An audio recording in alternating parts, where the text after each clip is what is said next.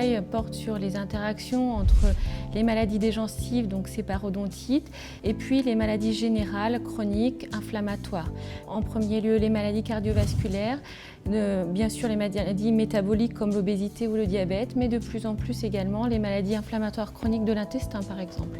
Pour cette journée un peu exceptionnelle, donc des dentistes à la rencontre des patients, Marjolaine Gosset, qui organise cette journée, entre autres, m'a demandé d'aborder un point qui est crucial, parfois intime, qui est notre rapport et le rapport des patients à l'hygiène bucco-dentaire.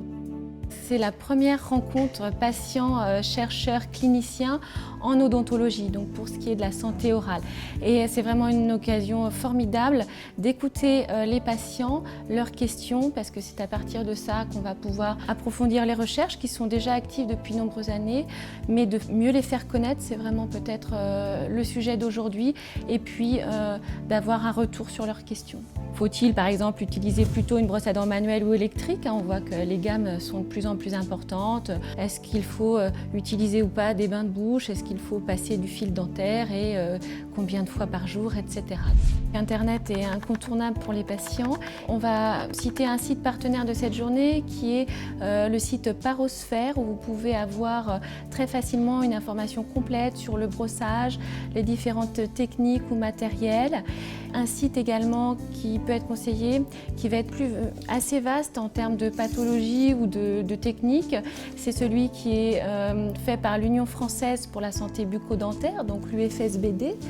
Et puis le site de la Société française de parodontologie et d'implantologie orale, qui est donc la SFPIO, plus spécifique pour les patients qui souffrent de maladies des gencives ou qui ont un traitement implantaire à envisager.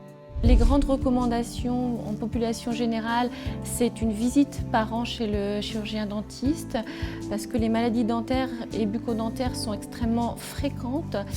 Mais je dirais encore plus quand on souffre d'une pathologie inflammatoire, et notamment les pathologies inflammatoires chroniques, on est plutôt sur des visites tous les 6 mois. On va rapprocher ces visites de contrôle parce qu'on sait que ces maladies vont augmenter le risque de développer des pathologies dentaires, et inversement, une pathologie dentaire qui n'est pas traitée peut aller déstabiliser une pathologie inflammatoire. Donc rapprocher les visites et peut-être adapter les conseils d'hygiène, et c'est ce qu'on va voir ensemble.